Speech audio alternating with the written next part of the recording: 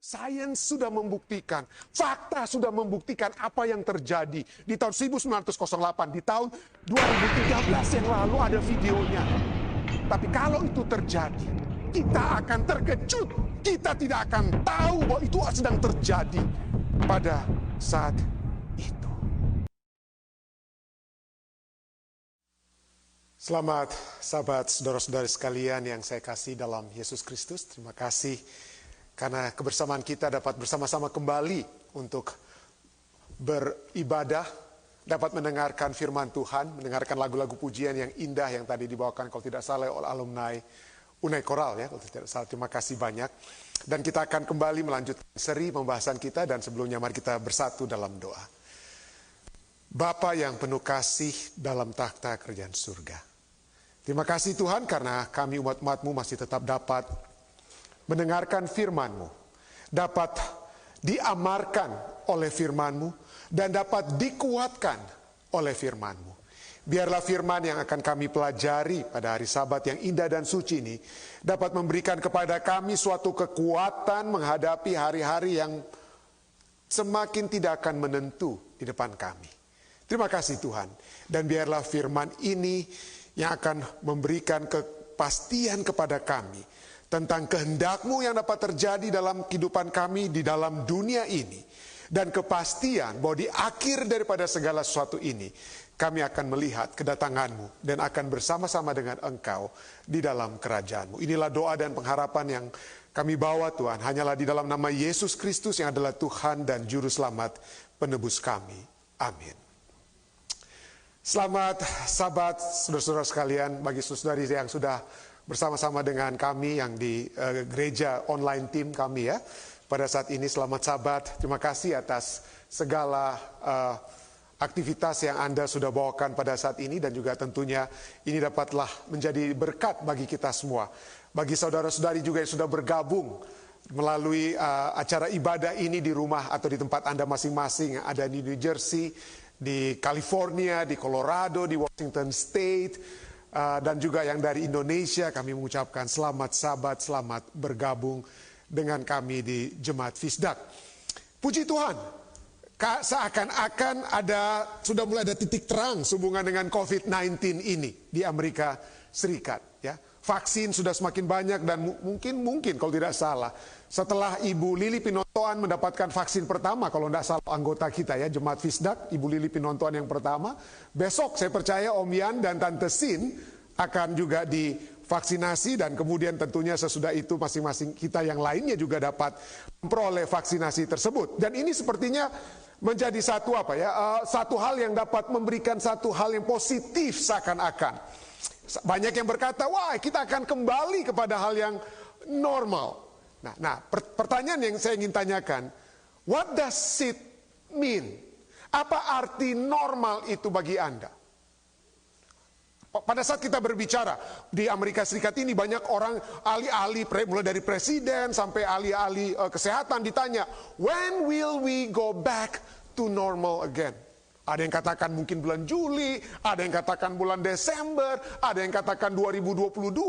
But what does normal means? Apa artinya normal bagi saudara dan saya?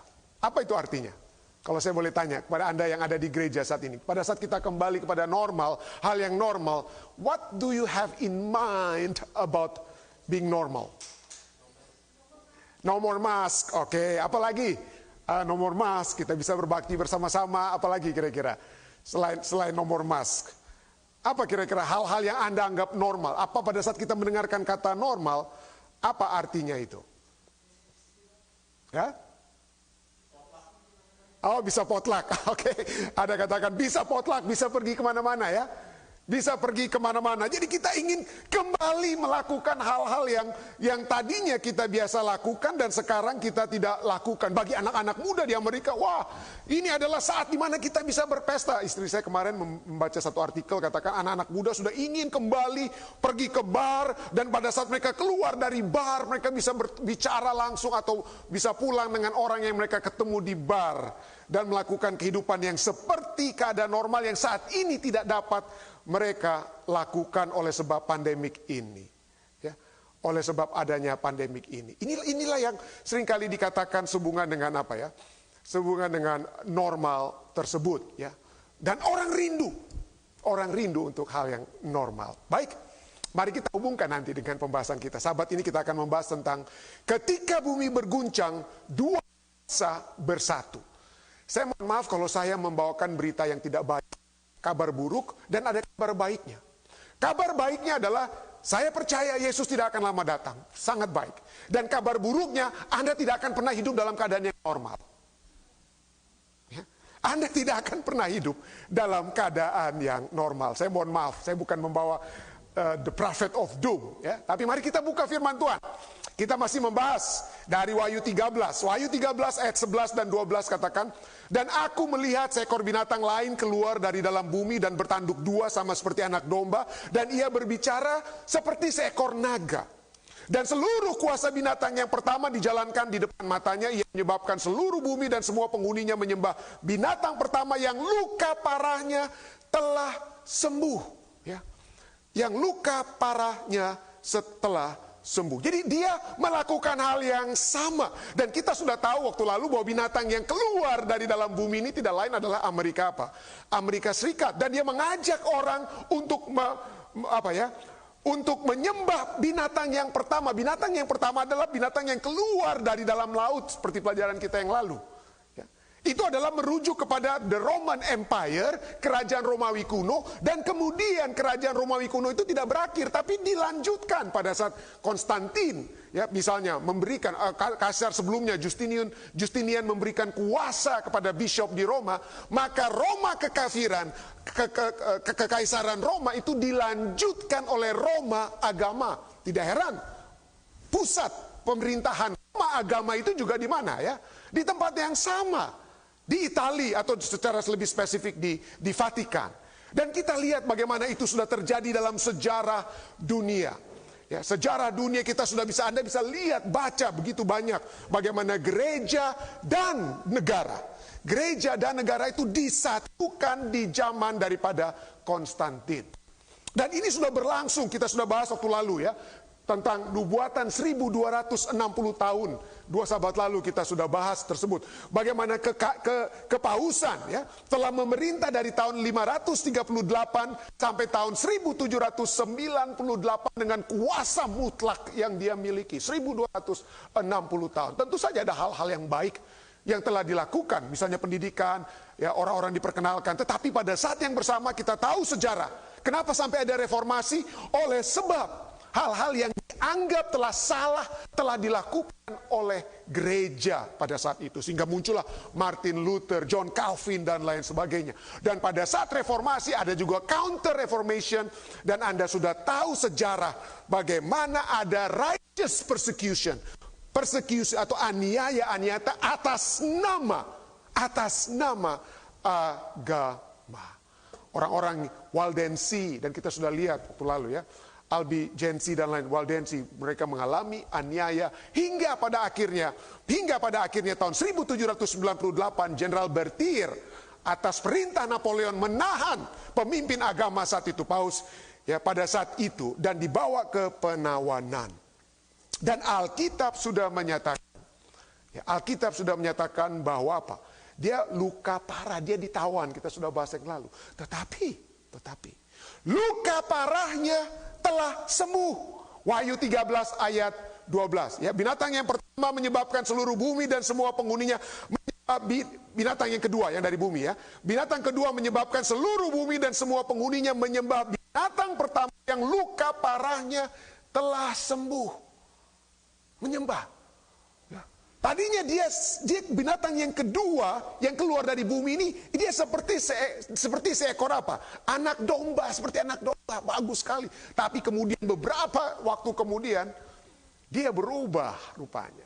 Dan kita akan lihat ya, perubahan-perubahan tersebut. Tetapi luka parahnya telah sembuh, ini kata Alkitab. Cukup menarik kata luka parahnya ini juga kita lihat. Ada satu tulisan di tahun 1929, ada di San Francisco Chronicle. Sana dikatakan bahwa ada Mussolini. Mussolini adalah pemimpin Italia. Dan Gasparini adalah kardinal ya dari Vatikan, mereka menandatangani satu apa?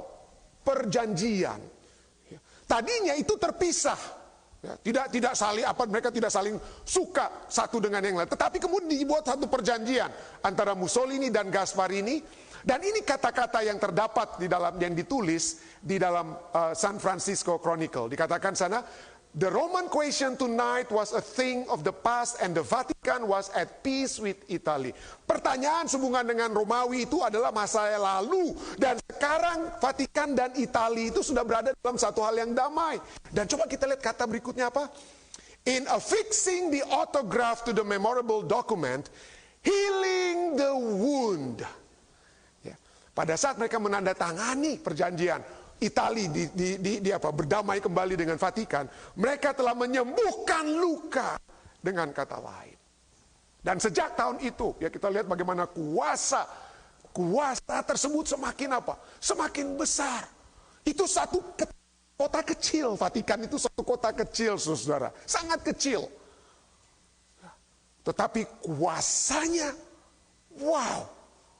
Kalau ada presiden Italia jadi presiden Amerika itu nggak harus datang. Italia itu kerajaan yang bangsa yang besar sekali, negara Italia. Tetapi pada saat seorang pemimpin agama meninggal seperti Paus John Paul II meninggal, maka seluruh pemimpin agama, seluruh pemimpin negara datang. Dan bukan itu saja, ini negara kecil ya, Vatikan itu negara kecil. Misalnya saja, kalau Anda lihat ya, presiden demi presiden Amerika, pada saat mereka dipilih menjadi presiden, maka yang terjadi adalah kepala-kepala negara dari negara lain akan coba untuk datang kepada presiden Amerika Serikat untuk apa? Untuk berbicara tentang hubungan bisnis dan bilateral dan lain sebagainya. Tapi apa yang terjadi? Tidak pernah pemimpin dari Vatikan yang pergi ke Amerika Serikat, tetapi satu demi satu pemimpin Amerika, mereka lah yang datang untuk suwon, ya, untuk berkunjung kepada pemimpin yang ada di Vatikan. Ya. Disinilah kita lihat bagaimana besar kuasanya. Ya, besar kuasanya. How could this be? Ya. Bagaimana dia dapat apa? Dikatakan bahwa binatang yang kedua yang keluar dari dalam bumi. Bagaimana Amerika Serikat itu bisa berbicara seperti seekor naga. Wahyu 13 ayat 11. Binatang yang kedua dia katakan apa? Sama seperti anak domba, dan dia berbicara seperti seekor naga. Nah, artinya apa? Bicara apa? Bagaimana satu negara itu berbicara? Ya, di Alkitab kita sudah tahu ya, bahwa satu negara dia berbicara itu dari konstitusi, dari undang-undang dasarnya. Dan undang-undang dasar Amerika itu dia sudah nyatakan tentang apa? Bahwa ada kebebasan pribadi, sivil, dan juga religious freedom, kebebasan beragama dari seluruh masyarakat yang ada di Amerika. Konstitusi Amerika Serikat, ya, the First Amendment juga kata di konstitusi, ya, amendment katakan apa?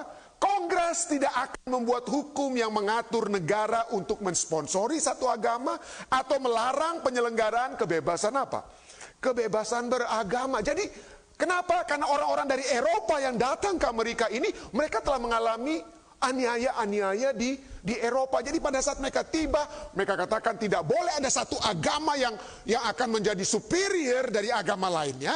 Oleh sebab itu, negara tidak boleh mengatur hal-hal agama. Jadi agama, orang bebas mau beragama atau bebas tidak beragama. Harus ada pemisahan antara negara dan agama. There is separation between state and religion. Itu dulu. Saya ulangi, itu dulu. Dan sudah diamarkan kepada kita. Ya, jauh sebelum hal ini terjadi, kalau kita lihat sekarang ya. Jauh sebelum konstitusi Amerika itu mulai digeser. Tahun 1885, pena inspirasi. Ya, pena inspirasi dalam Testimonies for the Church volume 5 halaman 451 dikatakan bahwa negara kita, Amerika Serikat, akan menanggalkan setiap prinsip konstitusinya sebagai pemerintahan Protestan dan Republik. Jadi akan apa? Bergeser. Konstitusi itu apa? Ada di Amerika Serikat, ada istilahnya amendment. Amendment artinya perubahan atau tambahan kepada konstitusi. Konstitusi dapat dirubah. Dan konstitusi yang mutlak sampai saat ini, puji Tuhan, masih berlaku adalah pemisahan antara apa? Pemisahan antara agama dan negara. Tidak bisa. Kenapa? Pengalaman mereka di Eropa waktu lalu, pada saat agama dan negara bersatu, maka agama yang mayoritas itu akan menganiaya agama-agama lainnya atau kepercayaan lainnya. Seperti yang terjadi dengan Protestan. Dianiaya orang-orang Protestan. Dibakar hidup-hidup. Itu sejarah. Ya, itu sejarah.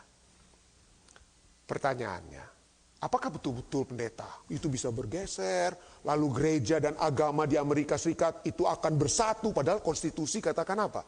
Tidak boleh. Well, hukum tertinggi di Amerika Serikat itu dikenal dengan istilah apa ya? The Supreme Court, ya, itulah court yang paling tinggi. Ini yang dikatakan oleh justice. Justice itu adalah orang-orang, ada 9 justice, ada 9 apa ya, anggota dari Mahkamah Agung, mungkin bahasa Indonesianya ya, Supreme Court. Di tahun 1985, Chief Justice saat itu adalah William Rehnquist. Dan ini yang dikatakan oleh pemimpin atau ketua Mahkamah Agungnya Amerika Serikat. The wall of separation between church and state, dia katakan. Wall atau pagar yang memisahkan antara gereja dan apa? Negara is a metaphor based on a bad history. Adalah satu metafor yang didasarkan atas sejarah yang apa? Yang buruk. Apa maunya dia? Dia mau apa? Menurut ini ya, The Philadelphia Inquirer. Anda bisa baca ini dia sumbernya. It should be frankly and explicitly abandoned. Pemisah antara agama dan negara itu harus apa? Harus dipisahkan. Nah, pada saat ini masih apa ya? Walaupun ini suara-suara untuk disatukan itu, tapi contohnya di Amerika Serikat ini karena adanya pemisah antara agama dan negara, makanya di sekolah-sekolah Amerika tidak boleh kita berdoa. Banyak orang pikir, waduh ya ini Amerika ini kafir dah pendeta ya. Kenapa nggak boleh berdoa? Itu ada apa istilahnya? Ada alasannya kenapa tidak boleh berdoa. Kenapa? Kalau mau harus dipaksakan untuk berdoa di sekolah, doa agama apa yang mau dibawakan? Agama Buddha, Hindu, Islam, Kristen. Kalaupun Kristen, Kristen yang mana?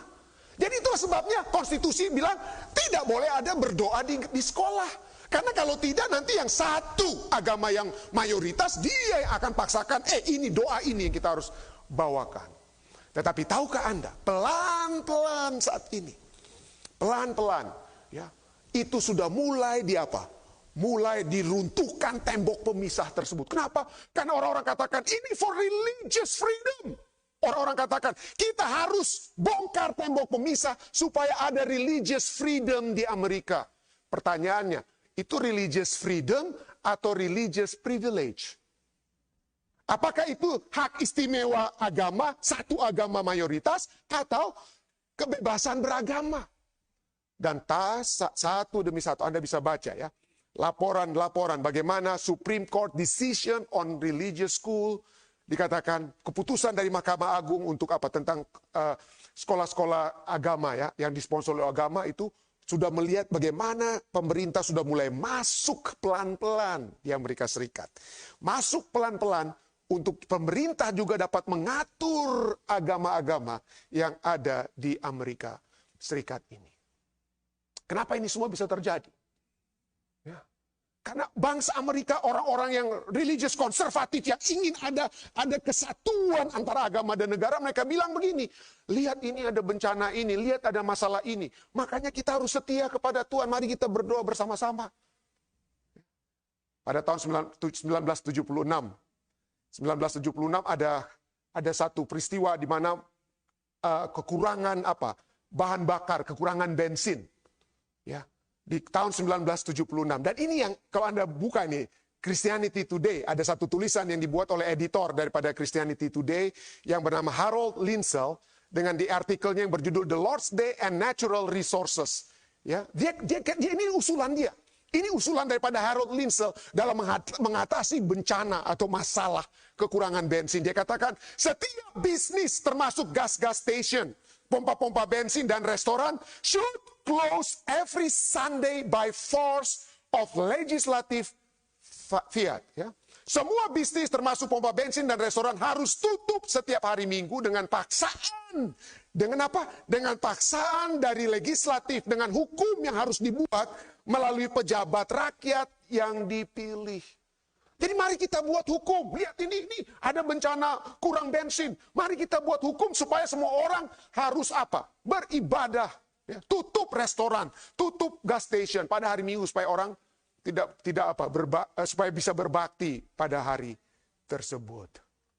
Ya. Dan bagaimana dengan pandemi kita saat ini? Wah, pada saat pandemi tahun 2020, saudara, begitu banyak suara-suara yang keluar sekarang. Ini akibat kita ini tidak apa? Setia kepada Tuhan. Kita tidak berdoa kepada Tuhan. Mari kita sekarang berdoa. Dan ada satu bishop di Jerman, ya. Menurut Kompas, ya, wali gereja Jerman usulkan hari libur, 1 hari libur antar agama. Jadi semua agama, ada yang dia tahu menurut artikel ini, ada yang berbakti, ada yang beribadah hari Jumat dan hari Sabtu, hari Minggu. Mari kita satukan semua di hari apa? Satukan semua di hari Minggu. Dan ini bukan hanya wali dari Jerman. Diocese of Kansas City St. Joseph, dia katakan mari kita kembali menguduskan hari Minggu. Oleh sebab apa? Inilah saatnya kita melihat bencana-bencana ini kita apa? Nah, saat ini baru apa ya? Ini baru suara-suara dari pihak agama, tetapi jangan lupa seperti artikel dari Christianity Today, orang-orang yang di agama ini mereka mau supaya itu jadikan hukum. Dijadikan hukum. Apa mungkin kebebasan beragama, kebebasan berekspresi, the First Amendment di Amerika Serikat ini akan digerogoti oleh hukum-hukum yang dibuat?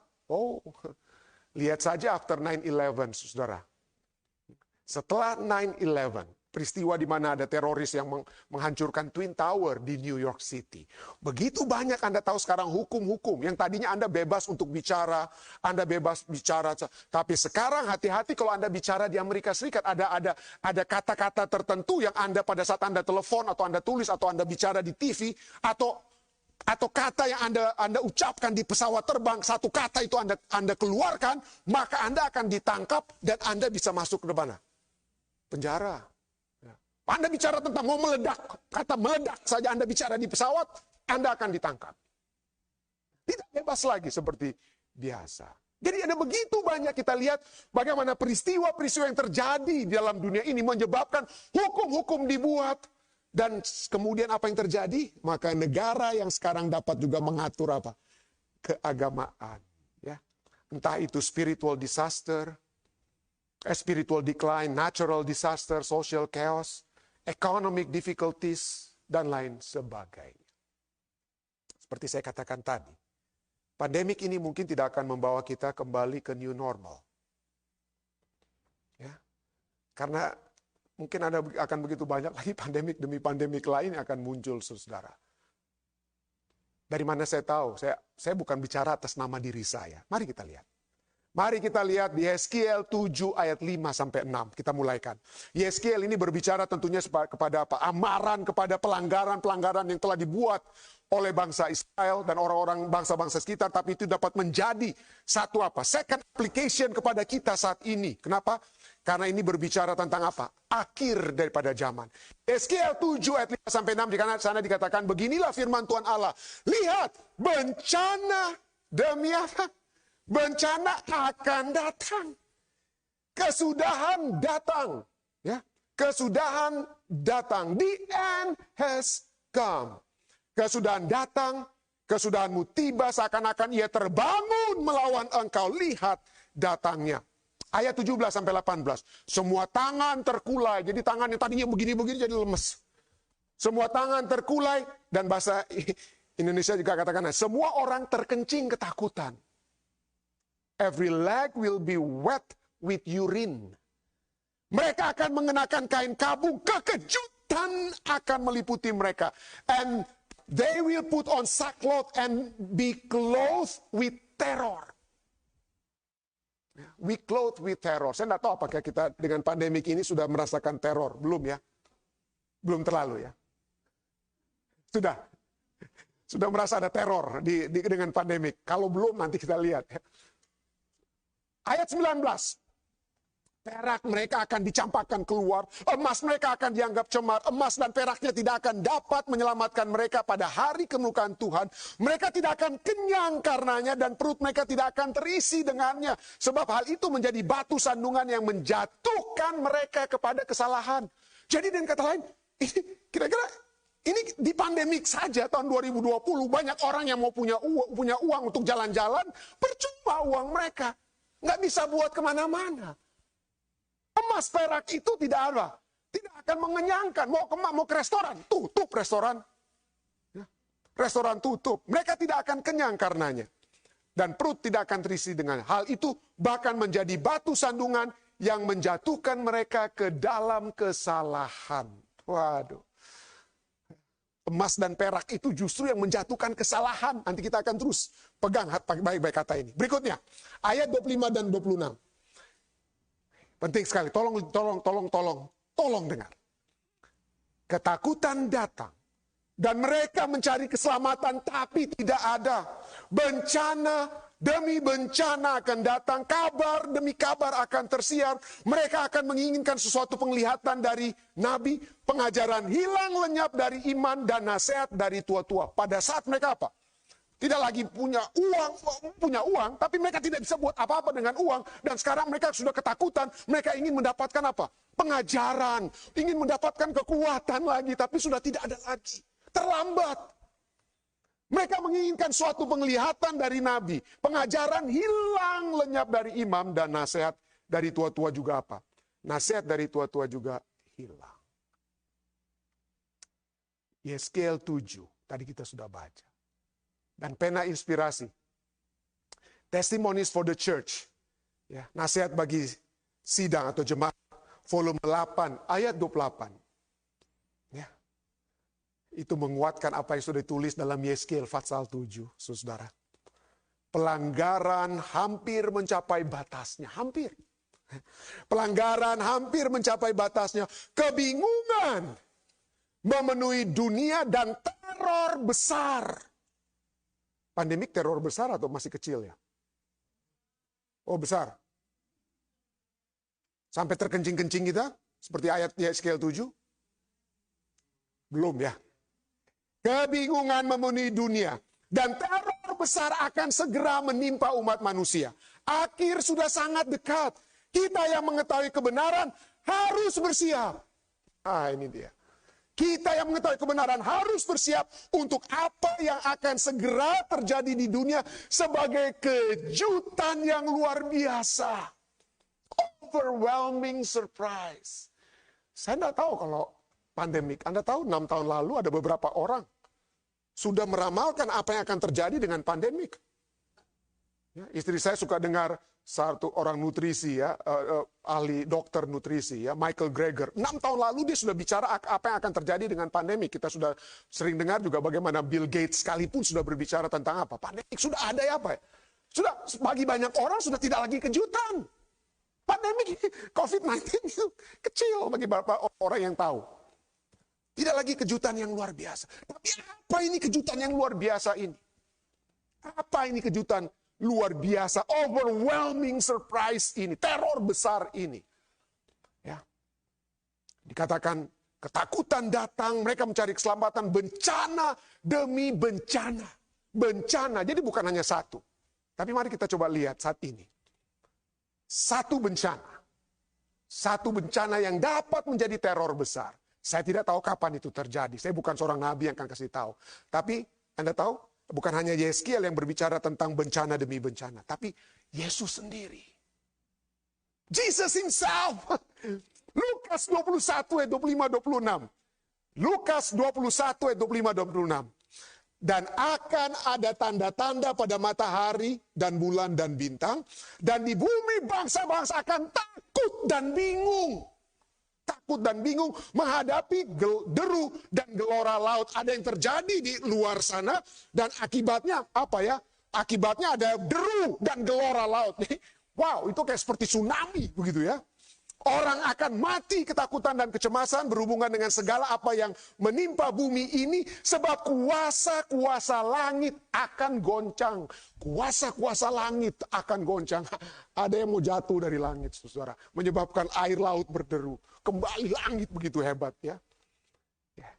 What is going on here? Teror besar, ini katanya teror kan? Anguish and perplexity. Takut dan bingung. Ayat 26 katakan, orang akan mati ketakutan. Bahasa Inggrisnya, people will faint from terror. Orang-orang akan pingsan karena teror, karena ketakutan.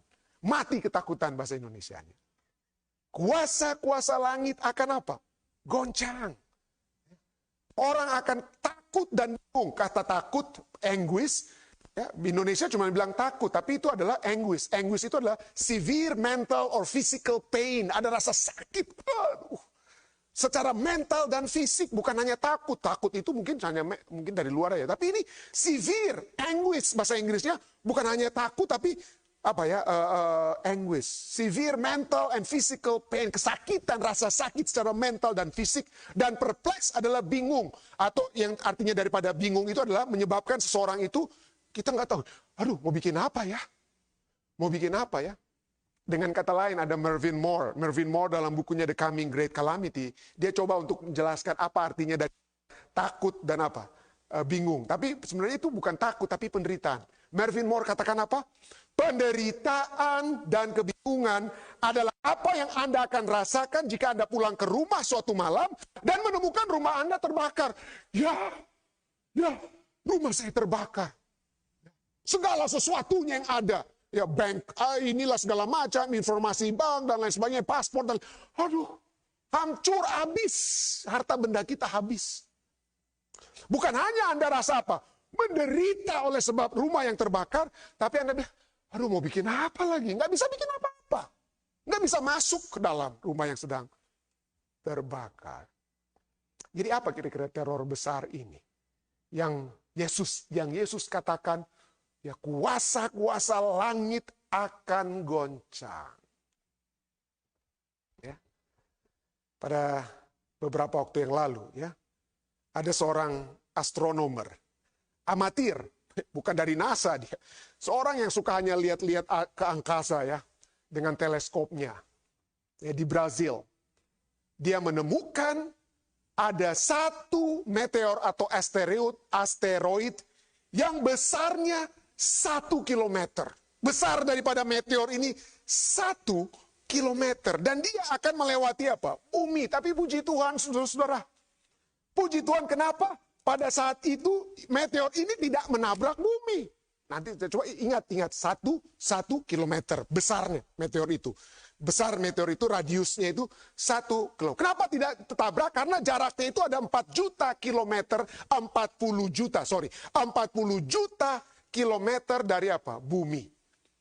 Itu kurang lebih 100 kali jarak antara bumi dan bulan. Itu 100 juta itu. Jadi puji Tuhan cukup apa? Jauh. Nah pertanyaannya bukan soal besar atau kecilnya. Kenapa yang temukan ini amatir? Kenapa bukan NASA? Kenapa temukan orang amatir? Anak-anak yang mungkin punya teleskop sedikit besar dan dia bisa lihat. Ya. Kenapa? Oleh karena pemerintah Amerika Serikat itu fokusnya itu apa ya? Pertama peralatannya itu tidak banyak, ya tidak sebanyak yang seperti dianjurkan. Dan pemerintah Amerika misalnya di tahun 1998 yang hanya bisa dideteksi oleh NASA itu adalah semua meteor atau benda-benda yang dapat menghantam dunia yang dikenal dengan istilah near Earth objects, ya near Earth objects. Maka di tahun 1998 itu kalau mereka itu besarnya itu adalah apa ya? 1 kilometer. Nah, tapi yang baru-baru itu yang ditemukan tahun 2020 itu juga 1 kilometer. Tapi kenapa NASA tidak ketemukan? Nanti kita akan lihat. Tapi NASA itu cuma bisa melihat yang 1 kilometer tahun 1998. Lalu standarnya di tahun 2005 itu diturunkan. Kenapa? Karena kalau 1 kilometer meteor, bumi hancur, saudara. Jadi diturunkan standarnya. Diturunkan gantinya 1 kilometer besarnya meteor diturunkan di tahun 2005 itu menjadi hanya 140 meter. Kalau 140 meter itulah yang coba. NASA akan coba. Tetapi Anda tahu apa? Hanya 40% dari semua meteor yang ada di alam semesta ini yang bisa dideteksi, bisa diketahui oleh NASA dengan alat-alat mereka yang canggih. 40%. 60% wa'aluhualam. Tidak tahu mereka. Tidak tahu. Kenapa? Karena mungkin besarnya dan juga kalau jaraknya. Teleskop Amerika ataupun satelit Amerika, apalagi kalau dia datang dari arah matahari, istilahnya, maka teleskop kita itu nggak akan bisa apa? Deteksi secepatnya. Itulah sebabnya amatir yang temukan, ya, karena dia ada di daerah selatan, dia di bumi bagian selatan dari Brasil. Dan pada saat 2 November 2020 yang lalu, ya, ada satu asteroid. Ada satu asteroid yang namanya 2018 VP1 yang hampir apa? Melewati, yang hampir kena. Ya. Besarnya berapa? Besarnya dia nggak besar, bukan 1 kilometer. Besarnya cuma 6,5 feet. 6,5 feet. 6,5 feet itu berapa meter ya? Orang lebih satu sekian ya. Tetapi dengan kecepatan tinggi, 24.000 miles per hour dia lewat bumi kita. Peng, dia lewat begitu saja. Ya. Paling dekat dia dikatakan. Ya. Jadi ada ini, banyak kali meteor ya. Tahun 10 September 2020 asteroid 2020 Q6, yaitu 1 kilometer itu lewat. Teng. Tanggal 2 November cuma 6,5 feet itu 1,9 meter. Asteroid namanya 2018 VP1 lewat. Itu puji Tuhan lewat itu yang pertama dan kedua. Tapi tanda tahu apa yang ketiga ini yang terjadi 15 Februari 2013, ada yang masih ingat peristiwanya? Namanya Chelyabinsk meteorite. Itu besarnya cuma 20 meter. Besar daripada meteor itu cuma 20 meter. Tapi coba kita lihat.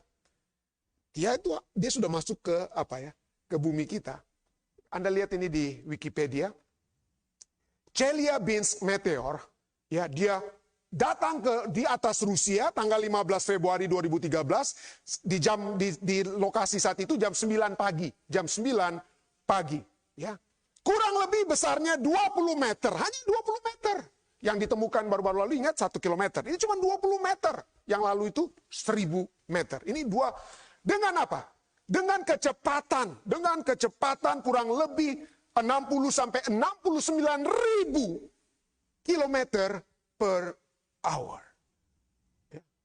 Dan dapat dilihat dari 100 kilometer jauhnya, orang-orang di Rusia 100 kilometer jauhnya dapat melihat meteor tersebut. Ya, 100 kilometer jauhnya. Nanti kita lihat videonya ya.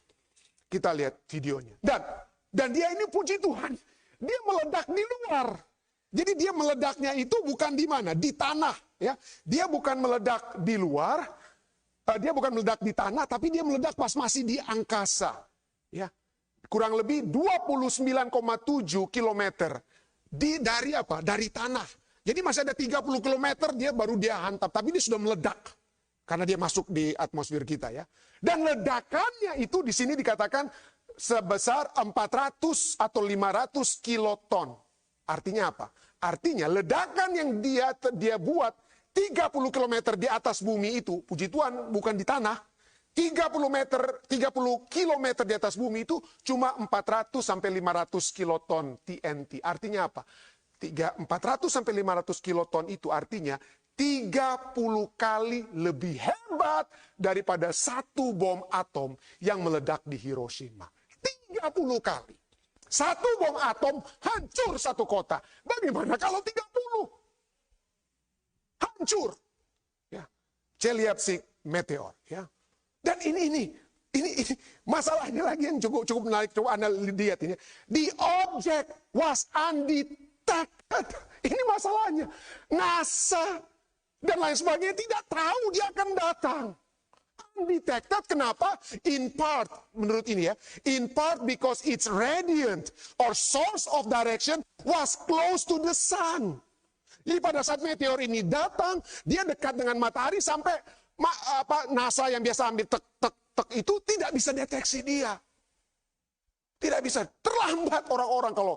Dan apa akibatnya? Pada saat dia meledak 30 kilometer di angkasa, Anda tahu ada berapa orang yang terluka? Ada 1.500 orang yang terluka karena pecahan-pecahan daripada meteor tersebut.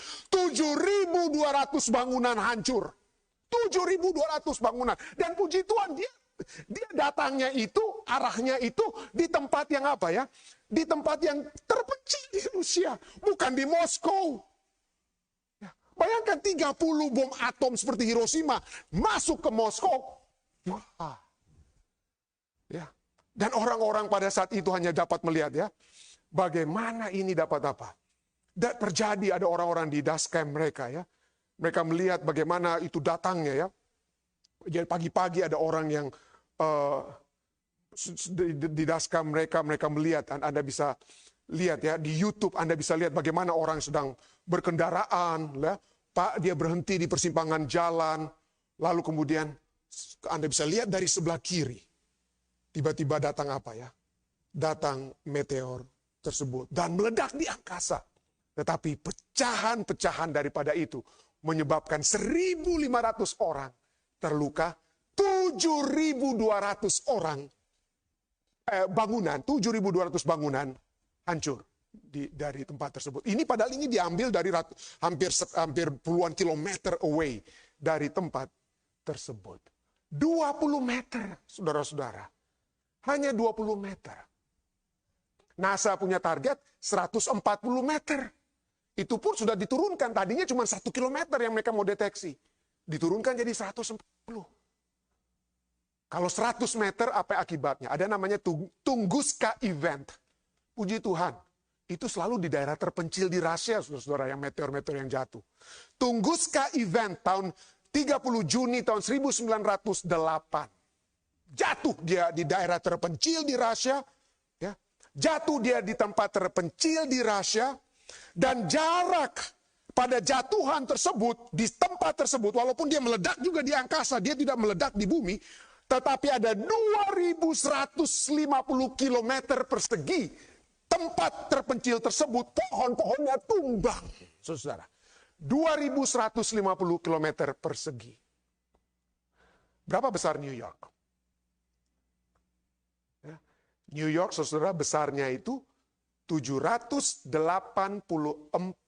km persegi. Jakarta 662 km. Jadi Jakarta tambah New York, tambah lagi LA. Itulah kalau Tunguska ya meteorite ini jatuh, maka ya Jakarta, LA, kalau misalnya itu satu tempat ya, Jakarta, LA dan New York, itu tempat yang dia bisa hancurkan, dan pada saat dia jatuh 80 juta pohon tumbang. Apalagi orang, saudara. Apalagi orang. Ya. Tunguska itu cuma berapa? Kurang lebih 65 meter diameter pada meteor. Lalu meteor yang jatuh di Chelyabinsk itu cuma 20 meter. 20 meter, kecil-kecil. Tapi lihat kehancurannya. Wah, puji Tuhan, ternyata ya nggak ada yang sebesar apa ini, sebesar Eiffel Tower atau Empire State Building. Wah, mungkin ada katakan, mungkin nggak akan ada yang besar-besar itu lewat ya untuk saat ini, pendeta. Siapa bilang? Ya. Sudah berakhir hanya tahun 1908 atau 2013. Ya. Pada beberapa waktu yang lalu, ada satu car size asteroid. Ada satu asteroid atau meteor yang paling dekat, yang hampir kena bumi. Ya. Yang hampir kena bumi, hanya 2,9 kilometer.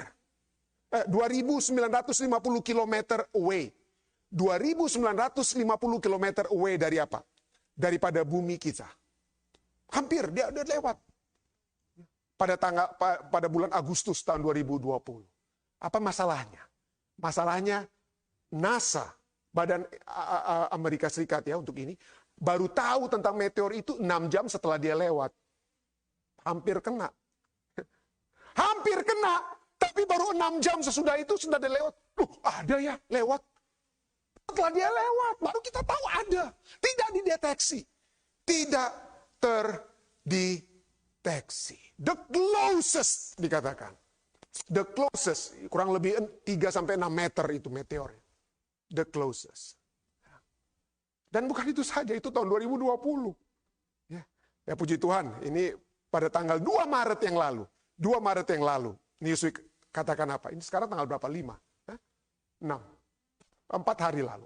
4 hari lalu. Asteroid twice as big as Empire State Building to fly past Earth next week. Ini ditulis tanggal 2 ya. Februari, 23 Februari. Jadi sebesar, tapi puji Tuhan, sekali lagi puji Tuhan apa? Jauh dia, jadi nggak masalah. Makanya Anda tenang-tenang aja, kita masih bisa beribadah. Tapi kalau sampai dia muncul, tetapi ini dia. Earth, ya, menurut ahli-ahli, Earth will surely be hit by asteroid with 100% certainty. Apa yang terjadi tahun 2013?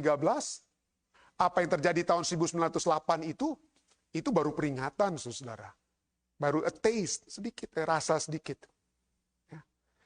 Anda tolong Google, saya mau Anda Google ini B612 Foundation. Anda Google B612 Foundation. Ini adalah private non-profit foundation yang mana yang menjadi orang-orang yang berada dalam foundation ini adalah orang-orang dari NASA, bekas astronot, engineer dari California Institute of Technology, dari ini ilmuwan. Jadi mereka punya website, ini website mereka, b612foundation.org. Tolong Google. Ya. Dan ini cukup menarik dari website mereka. Mereka tantumkan waktu seorang presiden mereka yang bernama Danica Remi. Dia adalah presiden daripada B612. Dia diinterview oleh NBC News. Dia diinterview oleh NBC News, Danica Remi, dan dia katakan ini. It is 100% certain we will be hit. 100% akan ada meteor lagi yang akan apa? Menghantam dunia. Puji Tuhannya apa? But we are not 100% certain. Kita tidak dapat tahu dengan pasti kapan. Aduh. Tidak dapat tahu kapan. Kenapa? Anda tahu kenapa? Kalau Anda bisa lihat ini yang di B612 katakan. Semua meteor yang besar-besar, yang 1 kilometer, itu Pak, 93% itu sudah di-track. Sudah mereka ketahui kalau ada meteor besar yang ada di alam semesta ini, NASA sudah tahu 93%. Walaupun ada 7% lagi meteor yang belum, yang besarnya lebih dari 1 kilometer, yang mereka tidak tahu datangnya mau dari mana. 93% dapat mereka tahu. Bagaimana yang besarnya bukan, lalu berikutnya, yang besarnya, kalau besarnya itu 140 sampai 1 kilometer, yang besarnya meteor itu 140 meter sampai dengan 1 kilometer itu baru 30% yang mereka apa? Ketahui. Baru 30%. Lalu bagaimana dengan yang seperti yang menghancurkan Tunguska event itu, yang menghancurkan 80 juta pohon di Rusia? Ada kurang lebih 0,5 juta meteor seperti itu, 0,5 juta. Anda tahu berapa juta yang NASA ataupun saintis dapat deteksi dari 0,5 juta ini, yang besarnya kurang lebih 44 sampai 140 meter, baru 1%. Dengan kata lain ada dari 500.000, 1% 500.000 itu berapa? Baru 5.000. Ada 450.000 yang besar seperti tahun 1908 itu yang NASA bilang walau nggak tahu mereka itu di mana, kapan mereka datang. Ya. Ini sains, saudara ya. Ini bukan saya yang mengada-ada, bukan konspirasi teori, saudara. Ini yang dikatakan oleh sains dan bukan hanya sains yang bilang, bukan hanya sains yang bilang, tetapi Alkitab sudah bilang. Dan akan ada tanda-tanda pada matahari dan bulan dan bintang-bintang dan bumi. Dan di bumi bangsa akan takut dan bingung menghadapi deru dan gelora laut. Tiba-tiba ada tsunami. Orang akan mati ketakutan karena kecemasan berhubungan dengan segala apa yang menimpa bumi itu. Sebab kuasa-kuasa langit akan goncang. Apa yang terjadi tahun 1908, apa yang terjadi tahun 2013, di mana meteor itu tidak tidak jatuh betul-betul. Cuma 30-an kilometer di atas bumi, tapi tetap akibatnya seperti tahun 1908, 80 pohon, 80 juta pohon hancur. Bagaimana kalau itu jatuh di New York? Bagaimana kalau itu jatuh di Jakarta? Tuhan masih kasih ada kesempatan, masih di daerah ujung-ujung rahasia sana, saudara. Dengan kata lain, kita tidak dapat buat apa-apa pada saat itu terjadi. Dan itu akan terjadi. Tapi puji Tuhan, Allah sudah amarkan firman Tuhan itu Tuhan tidak pernah tiba-tiba bikin Anda bingung ya. Tuhan sudah nyatakan semua. Tidak pernah, dia tidak nyatakan. Wahyu yang sudah mengenai Yesus Kristus atau diberikan Yesus Kristus itu adalah mengenai apa yang harus segera terjadi. Wahyu 1 ayat 1. Ya. Wahyu 1 ayat 1. Apa yang akan terjadi? Tolong perhatikan, tolong kalau Anda punya buku Maranatha tanggal 2 Juni. Ya. Buku Maranatha halaman 161. Sini dikatakan. Pelanggaran hukum sudah hampir mencapai batasnya. Dengan keterangan kejahatan, transgression, dosa umat manusia ini sudah hampir mencapai batasnya. Kekacauan memenuhi dunia ini dan sebuah teror besar segera menimpa umat manusia. Akhir zaman itu sudah sangat dekat. Umat Allah seharusnya sedang mempersiapkan diri akan apa yang akan muncul atas dunia ini sebagai sebuah kejutan yang luar biasa. Jangan lagi, kenapa ini Tuhan nggak bilang Tuhan ini meteornya hancur New York. Tuhan sudah amarkan. Seharusnya sedang mempersiapkan diri. Berikutnya, 17 Juni, ya, Maranatha juga katakan ya, dosa manusia sudah hampir lengkap ya, kejahatan mereka, berbagai bencana itu akan muncul. Maranatha 17 Juni atau di buku Maranatha halaman 176, sana dikatakan, bencana akan datang, yaitu bencana-bencana yang sangat mengerikan, yang sangat tidak diharapkan. Pandemik itu Bill Gates sudah bilang, Dr. Greger, ahli-ahli kesehatan itu sudah bilang, itu diharapkan. Tapi ada bencana-bencana yang sangat mengerikan, yang sangat tidak diharapkan, dan akan muncul silih berganti. Jika ada perhatian terhadap amaran-amaran yang Allah berikan, dan jika gereja-gereja bertobat. Rupanya jika ini berarti gereja belum bertobat ya. Kembali pada kesetiaan mereka. Maka kota-kota yang lain dapat terhindar untuk sekian lama. Tapi hanya sekian lama.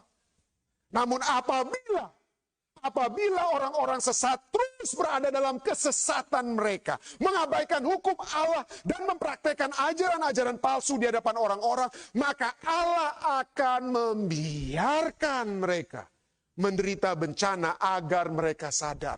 Tahukah Anda kenapa meteor-meteor ini selama ini cuma muncul di Rusia dan lain sebagainya, di tempat-tempat terpencil? Allah ada naungi sementara naungi. Tapi supaya saudara dan saya sadar, kadang-kadang Tuhan harus apa? Membiarkan. Jika gereja bertobat, jika ada perhatian, kita akan dapat bertahan sedikit. Tapi Allah akan membiarkan bencana agar kita sadar. Artinya apa ini? Artinya saudara dan saya masih pingsan. Masih nggak sadar. Kita masih pikir, after COVID-19, back to normal. Normal in what? Normal supaya kita bisa foya-foya kembali. Hidup seperti tidak ada seperti seakan-akan Tuhan tidak akan pernah datang. Ya, bersuka cita dan lain sebagainya. Tidak ada pertobatan di gereja-gereja. Gereja tidak membawakan amaran karena sibuk dengan masalah di dalam gereja. Gereja tidak bertobat, di sini dikatakan. Kemarin ada seorang teman sahabat pendeta yang katakan bahwa di gerejanya, untuk pemilihan di gereja, 6 bulan saudara-saudara. 6 bulan. Saya bertanya, kapan mau menginjil? Selama 6 bulan itu kurang lebih pendeta itu harus apa? Pergi ke sini, ke situ, mengobati orang yang hatinya sakit, mengobati yang satunya sakit hati, supaya bersatu di gereja. 6 bulan. Urus orang-orang yang bermasalah di gereja. Gantinya pendeta dan setiap anggota kabarkan Injil, pendeta, ketua-ketua, urus orang yang sakit hati, urus ini, urus itu di dalam gereja. Kita belum bertobat. Kita belum bertobat.